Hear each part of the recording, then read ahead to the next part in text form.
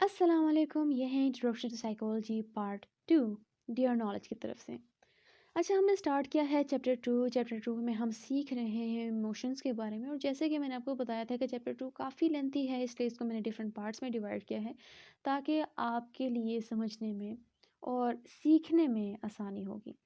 तो थोड़ा सा मैं आपको क्विक रिकैप दे देती हूँ कि अब तक हमने क्या क्या सीखा और पिछले पार्ट्स में हमने क्या क्या पढ़ा, क्या क्या सीखा। तो पार्ट 1 जो था उसमें हमने डिफाइनिंग इमोशन और कंपोनेंट्स ऑफ इमोशंस के बारे में सीखा कि डिफरेंट डेफिनेशंस मैंने आपके साथ शेयर की, आप लोगों के साथ डिफरेंट डेफिनेशंस शेयर की, different well known personalities in the field of psychology उनकी डेफिनेशंस थी। फिर हमने कंपोनेंट्स ऑफ इमोशंस के बारे में सीखा कि इमोशंस के जो हैं वो क्या क्या कंपोनेंट्स हैं। इस तरह बिहेवियरल कंपोनेंट्स हैं, फिजियोलॉजिकल कंपोनेंट्स है, कोग्निटिव कंपोनेंट्स है, different types of components of emotions जो हैं उसको हमने पार्ट 1 में सीखा। बहुत इन्फॉर्मेटिव वीडियो थी, लिंक डिस्क्रिप्शन में प्रोवाइडेड है, आप उस लिंक को क्लिक करके वो वीडियो देख सकते हैं। फिर पार्ट 2 में हमने सीखा कैरेक्टरिस्टिक्स ऑफ इमोशंस के बारे में कि इमोशंस के क्या-क्या कैरेक्टरिस्टिक्स हैं, वो सारे डिफरेंट कैरेक्टरिस्टिक्स जो थे इमोशंस के, उसको हमने कवर किया पार्ट 2 में। फिर पार्ट 3 में हमने सीखा फंक्शंस ऑफ इमोशंस के बारे में कि इमोशन के क्या-क्या फंक्शंस हैं। हमने साथ में ये भी सीखा कि इसके एडवांटेजेस क्या हैं, इसकी इम्पोर्टेंस क्या है इमोशंस की, ये सारा हमने पार्ट 3 में कवर कर लिया था। फिर पार्ट 4 में हमने एरोसल ऑफ इमोशंस के बारे में पढ़ा कि कौन-कौन से फैक्टर्स हैं जिनकी वजह से इमोशंस एरोज़ होती हैं और इमोशंस की वजह से कौन-कौन से फैक्टर्स जो हैं वो इफ़ेक्ट होते हैं। तो आप इसको एक किस्म का, इसमें हमने फिज़ियोलॉजी को भी बहुत ब्रीफली डिस्कस किया। तो अगेन इसकी लिंक भी मैंने डिस्क्रिप्शन सेक्शन में प्रोवाइड कर दी है। इसके बाद फिर हमने सीखा फिजियोलॉजिकल कोरिलेट्स ऑफ इमोशंस के बारे में और इस वीडियो में हम सीखेंगे फिजियोलॉजिकल चेंजेस ड्यूरिंग इमोशंस। तो ये होगा chapter 2 part 6 physiological changes during emotions. अब फिजियोलॉजिकल चेंजेस ड्यूरिंग इमोशंस जो है इसको बेसिकली 2 पार्ट्स में हमने डिवाइड किया है और हर एक या 2 पार्ट्स कहते हैं या आप इसको 2 कैटेगरीज कहते हैं।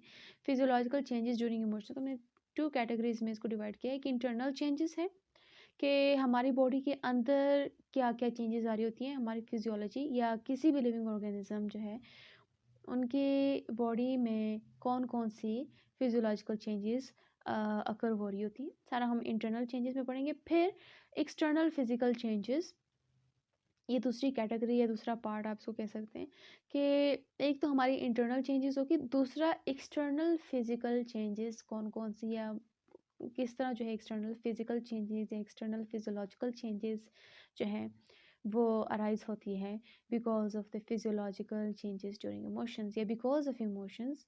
हमारे एक्सटर्नल फिजिकल चेंजेस जो हैं कौन कौन सी होंगी, किस तरह होंगी, हमारी इंटरनल चेंजेस जो हैं वो कौन कौन सी होंगी और किस तरह होंगी, ये सारे जो है हम इस वीडियो में सीखेंगे। तो स्टार्ट करते हैं इंटरनल चेंजेस से। इंटरनल चेंजेस में हम सीखेंगे गैल्वेनिक स्किन रिस्पॉन्स, इसके ऊपर थोड़ी सी डिस्कशन होगी जिसको शॉर्टकट में जीएसआर भी कहते हैं।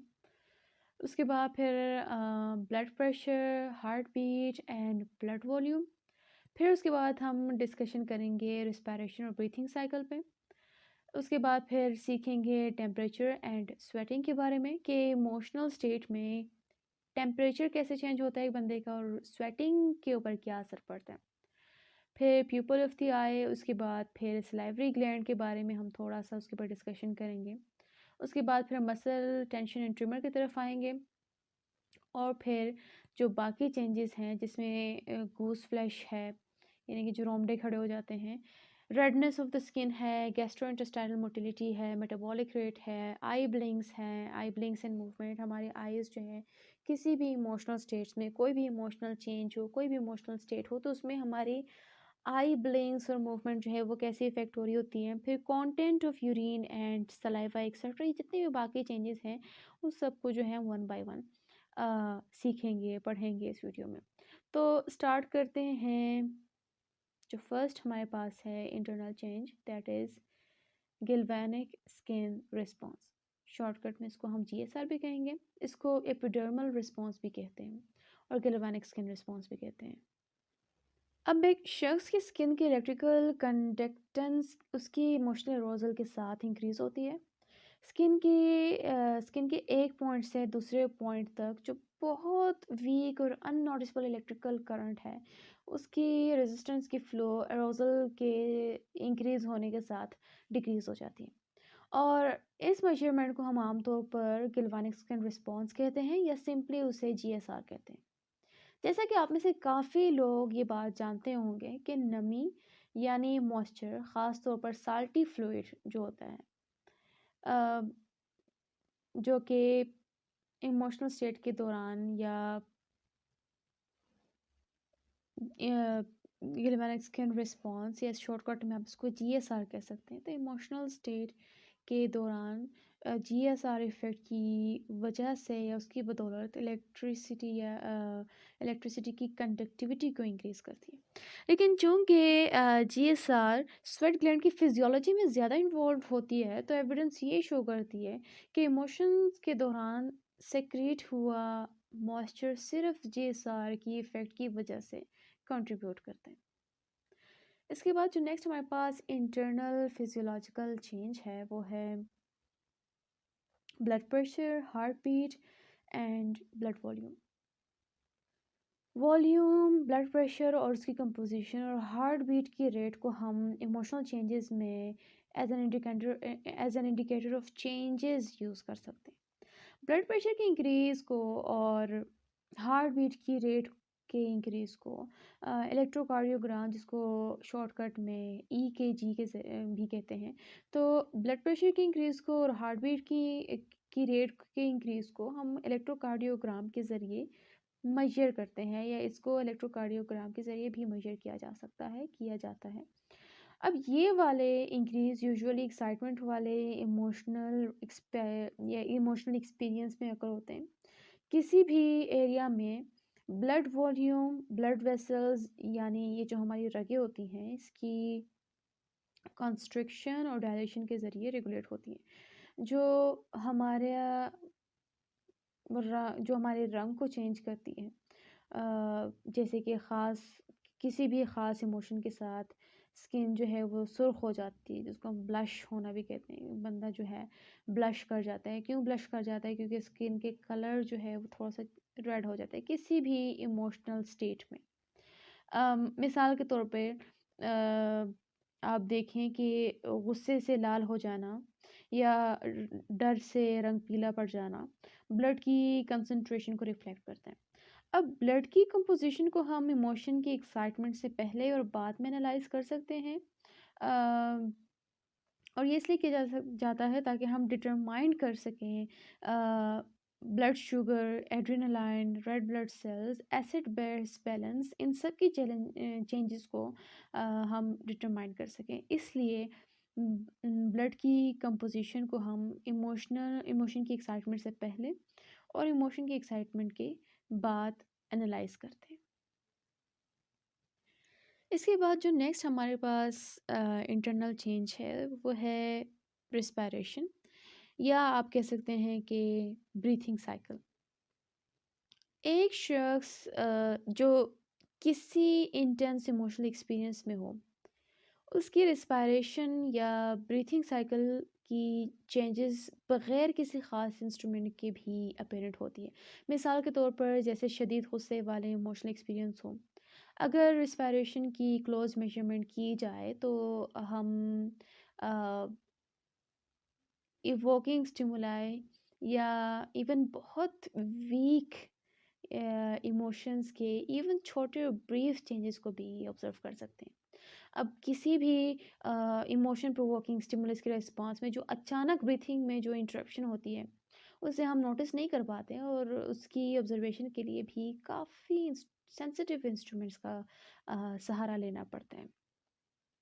अब जो नेक्स्ट हमारे पास इंटरनल फिजियोलॉजिकल चेंज है वो है टेम्परेचर। टेम्परेचर और स्वेटिंग, टेम्परेचर एंड स्वेटिंग। अच्छा, टेम्परेचर स्किन की जो स्वेटिंग है काफ़ी हद तक हमारे इमोशनल स्टेट्स के साथ लिंक होते हैं। और लिटरेचर से हमें पता चलता है कि खौफ़ज़दा शख़्स के साथ जो खौफ़ज़दा शख़्स है उसके हाथ ठंडे हो जाते हैं और गुस्से वाला शख़्स जो होता है वो गुस्से से गर्म हो जाता है। इसके अलावा कुछ कन्फर्मिंग रिसर्चेज़ हैं, कुछ कन्फर्मिंग रिसर्च से हमें पता चलता है कि ज़्यादा देर तक स्ट्रेस वाले इमोशन की वज़ह से हमारे स्किन का टेम्परेचर भी लो हो जाता है। अब अगर बात स्वेटिंग की जाए तो उसको हम जीएसआर यानी कि गैल्वेनिक स्किन रिस्पॉन्स के इफ़ेक्ट की वज़ह से डिटेक्ट कर सकते हैं। लेकिन बॉडी के सरफेस पे मॉइस्चर की कुछ पैटर्न्स को इमोशनल स्टेट्स के साथ रिलेट किया जाता है। जैसे जिसे दोनों सिंपैथेटिक और पैरासिम्पैथेटिक नर्वस सिस्टम कंट्रोल करता है या ये जो प्रोसेस है इसमें हमारा सिंपैथेटिक और पैरासिम्पैथेटिक दोनों नर्वस सिस्टम्स जो हैं वो इन्वॉल्व होती हैं। नर्वस सिस्टम पे मैं काफ़ी डिटेल्ड वीडियो अपलोड कर चुकी हूँ। अगर आपने वो वीडियोस नहीं देखी इसके ऊपर मैंने प्रॉपर सेपरेट प्लेलिस्ट बनाई हुई है आप लोगों के आसानी के लिए। इसी चैनल के प्लेलिस्ट वाले सेक्शन में जाएं तो आपको नर्वस सिस्टम के ऊपर पूरी एक प्लेलिस्ट मिल जाएगी। तो वहाँ से आप सिंपैथेटिक और पैरासिम्पैथेटिक नर्वस सिस्टम की वीडियोस लेक्चर्स जो हैं वो देख सकते हैं, सुन सकते हैं। आपको और भी ज़्यादा क्लियर हो जाएगा कि सिंपैथेटिक नर्वस सिस्टम क्या होता है और पैरासिम्पैथेटिक नर्वस सिस्टम क्या होता है। तो ये था टेम्परेचर एंड स्वेटिंग के बारे में। अब जो नेक्स्ट हमारे पास इंटरनल चेंज है वो है प्यूपल ऑफ द आई। हमारे आँखों के प्यूपल का साइज़ भी हमारे इमोशनल स्टेट और रोशनी के साथ चेंज होता है। आप में से काफ़ी लोगों ने ये पढ़ा भी होगा, सीखा भी होगा कि जब अंधेरा होता है तो हमारी आँखों के जो प्यूपल होते हैं साइज़ में थोड़ा-सा इंक्रीज़ कर जाता है, बड़ा हो जाता है। प्यूपल साइज़ में बड़ा हो जाता है। और जब रोशनी में एक इंसान खड़ा हो या धूप में खड़ा, आप उनकी आँखों का प्यूपल देखें बिल्कुल साइज़ में छोटा-सा होता है, कॉन्स्ट्रिक्ट कर चुका होता है। अब जिस तरह की लाइट या रोशनी के साथ हमारे प्यूपल का साइज़ चेंज होता है, इसी तरह हमारे इमोशनल स्टेट्स के साथ भी हमारे प्यूपल का साइज़ चेंज होता रहता है। अब कुछ रीसेंट स्पेकुलेशंस हैं कि अगर अनप्लेजेंट स्टेट हो तो प्यूपल की कंस्ट्रिक्शन होगी, यानी कि प्यूपल कंस्ट्रिक्ट हो जाएगा, मतलब साइज़ में छोटा हो जाएगा। और अगर कोई प्लेजेंट स्टेट हो तो प्यूपल की डायलेशन होती है, प्यूपल डायलेट कर जाता है यानी साइज़ में थोड़ा बड़ा हो जाता है, कुछ रीसेंट स्पेकुलेशंस के अकॉर्डिंग। और कुछ फर्म एविडेंस ये भी शो करती है कि सिंपैथेटिक नर्वस सिस्टम की एक्टिविटी के दौरान प्यूपल ज़्यादा वाइडली ओपन हो जाता है, यानी कि प्यूपल बहुत ज़्यादा डायलेट कर जाते हैं। अब जो नेक्स्ट हमारे पास physiological change, one of the physiological changes हमारे पास जो नेक्स्ट इंटरनल चेंज है वो है सलाइवरी ग्लैंड। सलाइवरी ग्लैंड की सेक्रेशन को सिंपैथेटिक नर्वस सिस्टम और पैरासिम्पैथेटिक नर्वस सिस्टम दोनों कंट्रोल करते हैं।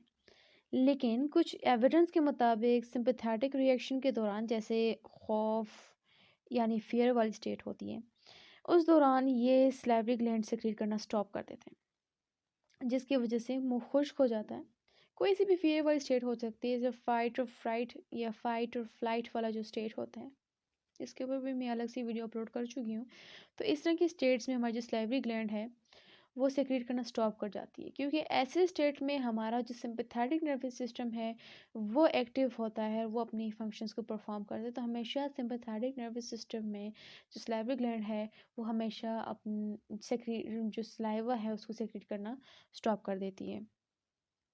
अब जो नेक्स्ट हमारे पास इंटरनल चेंज है वो है मसल टेंशन एंड ट्रिमर। अब मसल टेंशन और ट्रिमर को हम बगैर किसी इंस्ट्रूमेंट के बड़ी आसानी से हम ऑब्जर्व कर सकते हैं। मिसाल के तौर पर हैंड शेकिंग, मसल की टाइटनेस वगैरह, इन फैक्टर्स की वजह से, ये इन्हीं फैक्टर्स की वजह से होते हैं। इसके अलावा जो बाकी चेंजेस हैं जिसको हमने अदर चेंजेस की कैटेगरी में डाला हुआ है, उसके ऊपर थोड़ी सी जो है डिस्कशन कर लेते हैं, थोड़ा सा सीख लेते हैं उसके बारे में भी।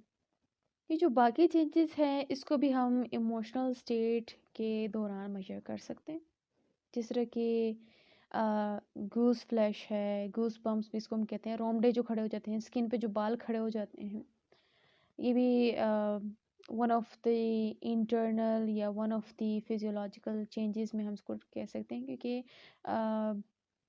और एक डेमोग्राफिया है, डेमोग्राफिक ये हमारे पास एक मेजरमेंट है जिसके ज़रिए हम स्किन की रेडनेस के लेंथ और के टाइम के लेंथ को हम मेजर कर सकते हैं कि एक स्किन जो है वो अगर उसके ऊपर कोई शार्प या मोमेंटरी प्रेशर अप्लाई किया जाए तो वो कितनी देर तक रेड रहता है, कितनी देर तक एक स्किन जो है वो लाल रहती है, कितनी देर तक एक बंदा ब्लश कर सकता है।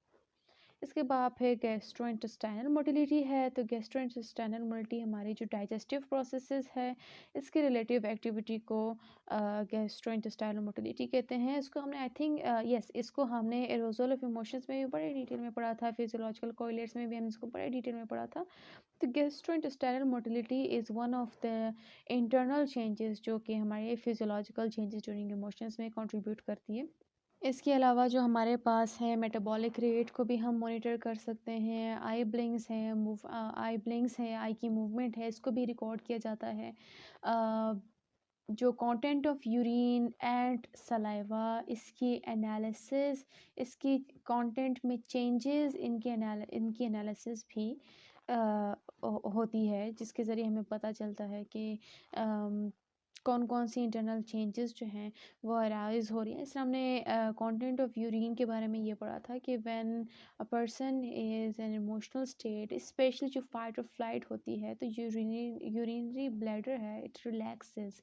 तो अगेन सिंपैथेटिक और पैरासिम्पैथेटिक नर्वस सिस्टम वाला चैप्टर जो है उसमें ये टॉपिक बड़े अच्छे से हमने इसको डिस्कस किया था।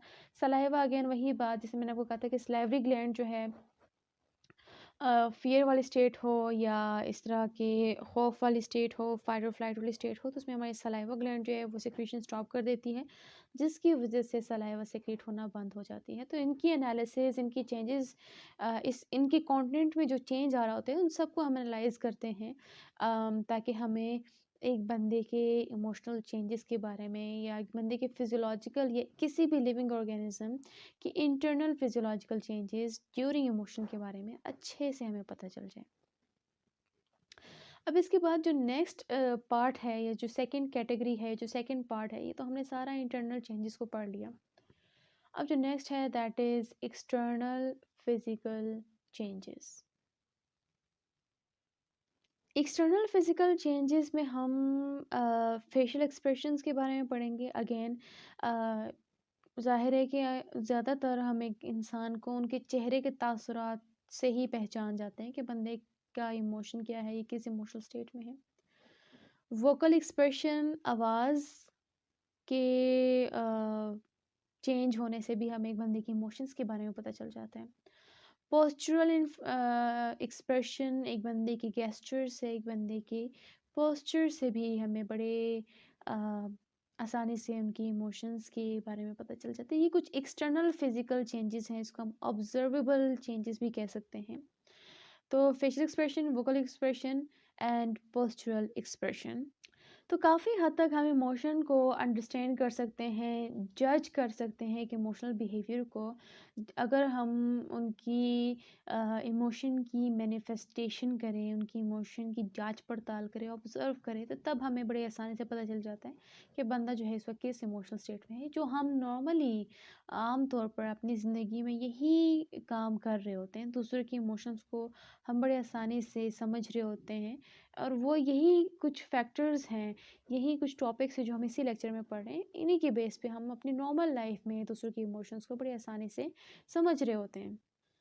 तो सबसे पहले हम स्टार्ट करेंगे फेशियल एक्सप्रेशंस के बारे में। फेशियल एक्सप्रेशन के बारे में कह सकते हैं कि एक बंदे का चेहरा जो है वो इसके इमोशंस का बैरोमीटर है, क्योंकि इसके ज़रिए हमें पता चल जाता है कि हमारे कौन से अल्फाज उनको बुरे लगे हैं, कौन से अल्फाज उनको पसंद लगे, पसंद हुए, पसंद आए हैं। तो हमें एक किस्म की वार्निंग भी मिलती है, हमारे वर्ड्स अगर उनको पसंद ना आए हो किसी भी बंदे को, और reassure us, all those things, ये हमें फेशियल एक्सप्रेशन से पता चलता है। आप कोई ऐसी बात करते सामने वाले बंदे को पसंद ना आया हो, तो आप उनके चेहरे के तासुरात से ही समझ जाते हैं। इससे पहले कि वो कुछ बोलें, आप उनके फेशियल एक्सप्रेशन से ही समझ जाते हैं। कुछ लोगों के फेशियल एक्सप्रेशन जो होते हैं वो बहुत आसान होते हैं समझने में, बहुत आइडेंटिफाइबल पैटर्न्स में होते हैं। कुछ लोगों को हम बड़ी आसानी से उनके फेशियल एक्सप्रेशन से समझ जाते हैं। अगर वो खुश होते हैं तो भी हमें बड़े अच्छे से, बड़े आसानी से पता चल जाता है। अगर वो गुस्से में है तो भी बड़ी, कुछ लोगों के मतलब बहुत डेफ़िनेट और बहुत आइडेंटिफाइबल फेशियल पैटर्न्स होते हैं और कुछ लोगों के इतने आसान नहीं होते समझने में। तो ये सारा था फेशियल एक्सप्रेशन के बारे में। अब जो नेक्स्ट हमारे पास टॉपिक है which is one of the external physical changes, वो है वोकल एक्सप्रेशन। आप देखिए कुछ लोगों की आवाज़, स्पेशली जो एडल्ट ह्यूमन होते हैं, जो एडल्ट्स होते हैं हमारे पास, उनकी आवाज़ ज़्यादा रिचर होती है उनकी फेस की वैराइटीज़ ऑफ इमोशनल एक्सप्रेशन से। उनकी वॉइस जो है वो ज़्यादा रिचर होती है और बड़ी आसानी से उनकी आवाज़ से ही हमें अंदाज़ा मिल रहा होता है। जैसे इन्फ्लेक्शन में चेंज आना, लाउडनेस, पिच, टिम्बर, इन सब में जो चेंजेस आ रहे होते हैं, ये हमारे पास डिफरेंट टाइप्स ऑफ इमोशंस को एक्सप्रेस करती है। जैसे मिसाल के तौर पे अगर मैं आपको वॉइस चेंजेस के कुछ टाइप्स बताऊँ, इस तरह राइजिंग इन्फ्लेक्शन है, एकदम से जो आवाज़ ऊंची हो जाती है, ये हमारे पास एक सरप्राइज़्ड डाउट को, या सरप्राइज़्ड डाउट वाली फीलिंग्स जो हैं उसको कन्वे करते हैं। जिस तरह मिसाल के तौर पे बंदा कहते हैं what, is it time to go already? ये बंदा इस तरह हम अपनी ज़बान में कहते हैं क्या जाने का वक़्त हो गया? तो ये क्या है कि एकदम से हमारी जो आवाज़ ऊँची हुई है, ये हमारी फीलिंग ऑफ सरप्राइज़्ड डाउट को ज़ाहिर करती है। फिर जो हमारे पास फॉलिंग इन्फ्लेक्शन होती है कि पहले आवाज़ ऊँची हो जाती है और फिर एकदम से आवाज़ जो नीचे हो जाती है, ये सार्केस्म को रिप्रेजेंट करती है। सार्केस्म, या हम कह सकते हैं कि जो थोड़ा-सा शार्प कमेंट्स जो पास करते हैं, या जो थोड़ा-सा दूसरे पे जो तंज़ करते हैं, उसको रिप्रेजेंट करता है कि आवाज़ थोड़ी-सी ऊँची होती है फिर एकदम से वो स्लो हो जाती है, फॉलिंग इन्फ्लेक्शन जिसको हम कहते हैं। इसे कहते हैं what a smart idea that was. कहते हैं क्या कमाल का आइडिया बताया, या हम कहते हैं ना बड़े तीर मार लिए तुमने हमारे लिए। तो ये क्या है कि स्टार्टिंग में आपकी आवाज़ थोड़ी-सी ऊँची थी और फिर एकदम से वो आके लो हो गई। तो ये इस तरह के लहजे में जब कोई बात करता है तो हमें पता चल जाता है कि बंदा तंज़ मार रहा है हम पे, कोई तारीफ़ नहीं कर रहा हमारी। तो क्या है कि हम दूसरों की आवाज़ों से ही उनकी इमोशनल एक्सप्रेशन को समझ जाते हैं कि बंदा इस वक़्त एकदम से चौंक गया, जो राइज़िंग इन्फ्लेक्शन था, और अब बंदा जो है मुझ पे तंज़ कर रहा है, जो एक फॉलिंग इन्फ्लेक्शन है। फिर स्लो ड्रैगिंग मोनोटोन, जो घसीटे-घसीटे हुए आवाज़ में जो बात करते हैं, उसको ये वो जो है हमारी डिफीट और डिफेक्शन को रिप्रेज़ेंट करती है। ज़रा कोई भी इंसान जो एग्ज़ाम फ़ेल करके आते हैं, कहते हैं एग्ज़ाम फ़ेल कर दिए मैंने, आई फेल्ड द एग्ज़ाम। तो ये क्या है कि बिल्कुल स्लो ड्रैगिंग मोनोटोन है, which represents the defeat and defection. फिर हाई पिच और स्ट्रिडेंट टोन हो तो हमारे एंगर को रिप्रेजेंट करता है। इस तरह लोग कहते हैं ना खामोश हो जाओ, या खबरदार कोई बात की, इस तरह कोई भी कीप क्वाइट, ये सारे हमारे एंगर को रिप्रेजेंट करते हैं। अक्सर लाइब्रेरियन जो हैं वो थोड़ा-सा एंगर शो करने के लिए अपनी वॉइस को थोड़ा ऊँचा कर देते हैं। क्लास में जो टीचर्स होते हैं वो थोड़ा-सा गुस्सा शो करने के लिए high pitch and student tone में एक बात कर जाते हैं। तो अक्सर बच्चे जो है एकदम से खामोश हो जाते हैं, क्योंकि वहाँ से वो आवाज़ से ही समझ जाते हैं कि बंदा जो है इस वक़्त गुस्से में। फिर high pitch and student tone, अच्छा इसके बाद जो नेक्स्ट है वो हमारे पास है क्वेवरिंग और स्टटरिंग वाली टोन। बंदा जो है स्टटर कर रहा है तो हमारी फीलिंग ऑफ फियर को रिप्रेजेंट करती है। जो बंदे को खौफ सा फील हो रहा होता है, इस तरह बंदा कहता है ना मैंने ऐसा नहीं किया, या आई इस तरह। क्वेवरिंग एंड स्टटरिंग वाली टोन जो होती है हमारी फीलिंग ऑफ फियर को रिप्रेजेंट कर रही होती है। तो ये सारी हमारी वोकल एक्सप्रेशन के बारे में थी। नेक्स्ट जो हमारे पास टॉपिक है that is postural expression. Posture से, गेस्चर से इंसान की एक्सप्रेशन को हम बड़ी आसानी से आइडेंटिफाई करते हैं। लेकिन मसला इसमें क्या है कि postural expression culture to culture vary करते हैं। एक बंदा एक अंदाज से खड़ा है तो एक कल्चर में उसका एक मतलब होगा, अलग से उसकी इमोशनल एक्सप्रेशन होंगी, दूसरे कल्चर में उसकी इमोशनल एक्सप्रेशन अलग से होंगी। जिस तरह आप देखें कि एक बंदा जो बिल्कुल स्ट्रेट सीधा खड़ा हो, तो दूसरे कल्चर में क्या है कि आप देखेंगे जो स्पेशली एशियन कल्चर्स होते हैं कि एक बंदा अगर किसी बड़ों के सामने वो स्ट्रेट सीधा खड़ा हो तो हम थोड़ा सा उसको डिसरिस्पेक्ट वाले सेंस में लेते हैं। पोस्चरल एक्सप्रेशन के डिफरेंट है। एशियन कल्चर में आप देखें जो यंग लोग होते हैं तो अपने बड़ों के सामने जब बात करते हैं वो थोड़े से झुके हुए होते हैं, थोड़ा सा उनके जो शोल्डर्स हैं वो थोड़े से स्लाउच कर जाते हैं। क्यों? क्योंकि वो उनके जो पोस्चरल एक्सप्रेशंस हैं वहाँ पर वो थोड़ा रिस्पेक्ट शो कर रहे होते हैं। जेंडर में भी ये थोड़ा-सा डिफ़र करता है। जैसे फॉर एग्ज़ाम्पल मेल जो है अगर वो गुस्से में हो तो वो अपने हाथों को मुट्ठी बना लेते हैं, जो ये शो करते हैं कि they want to gain something. Females जो हैं वो भी अपने हाथों को मुट्ठी बना लेती हैं, लेकिन वो अक्सर गुस्से में नहीं करती। नॉर्मली वो अपने हाथों को मुट्ठी तब बनाती है जब वो बहुत ज़्यादा डिप्रेशन में होती है, व्हिच मीन्स कि I lost everything. Again culture to culture differ करता है। हो सकता है दूसरे कल्चर में इसका ऑपोजिट मीन हो। पोस्चरल एक्सप्रेशंस हमारे इमोशन को एक्सप्रेस करते हैं, but again culture to culture differ करते हैं। कुछ हमारे पास पोस्चरल एक्सप्रेशंस जो हैं वो थोड़े से कॉमन हैं। एंगर इमोशन हो तो उसमें जो अनसिविलाइज्ड लोग होंगे, जो अनसिविलाइज्ड एनिमल हैं, तो वहाँ पर उनका पोस्चरल एक्सप्रेशन कैसे होता है? बाइट करना, हिट करना, एकदम से दौड़ लगाना, जो एंगर इमोशन को शो करता है। जबकि अगर कोई सिविलाइज्ड बंदा हो, वो शीरिंग वर्ड्स से या शीरिंग वर्ड्स का सहारा लेगा। फिर प्लेजेंट इमोशन जो है इसमें हमारे पोस्चरल एक्सप्रेशन अप्रोच होंगे। फियर में क्या है, यहाँ या तो वहाँ से हम भागेंगे, फ्लाइट और रिट्रीट। ग्रीफ में क्या है, एक्सट्रीम फॉर्म ऑफ ग्लूम है, बंदा बिल्कुल पड़ा ही रह जाता है, कोई भी काम नहीं करता, किसी भी चीज़ में उसको इंटरेस्ट ही नहीं होता। तो अगर एक बंदा बिल्कुल एक जगह पे पड़ा हुआ है, बिल्कुल कोई काम ही नहीं कर रहा, कोई मूवमेंट ही नहीं शो कर रहा, पोस्चरल एक्सप्रेशन से हम अंदाज़ा लगा लेते हैं कि बंदा कहीं खफा बैठा है, एक जगह पे झुका हुआ बैठा हुआ है बिल्कुल बुत बन के। तो वहाँ से हमें अंदाज़ा हो जाता है कि बंदा जो है वो इस वक़्त ग्रीफ स्टेट में है, खफ़गान जो है वो ज़ाहिर कर रहे हैं। तो ये थी आज की वीडियो। अगर आपका कॉन्सेप्ट क्लियर हुआ है, वीडियो को लाइक करें। अगर कोई भी पॉइंट आपको समझ में नहीं आया, कंफ्यूजिंग था आपके लिए, तो आप हमसे कमेंट सेक्शन में पूछ सकते हैं and we will be happy to help you out. इसके अलावा अगर आप इस चैनल पर नए हैं, चैनल को सब्सक्राइब करें, बेल आइकन पर क्लिक करें, ताकि जब भी कोई नई वीडियो अपलोड होगी एकदम से आपको नोटिफिकेशंस मिल जाया करेगी।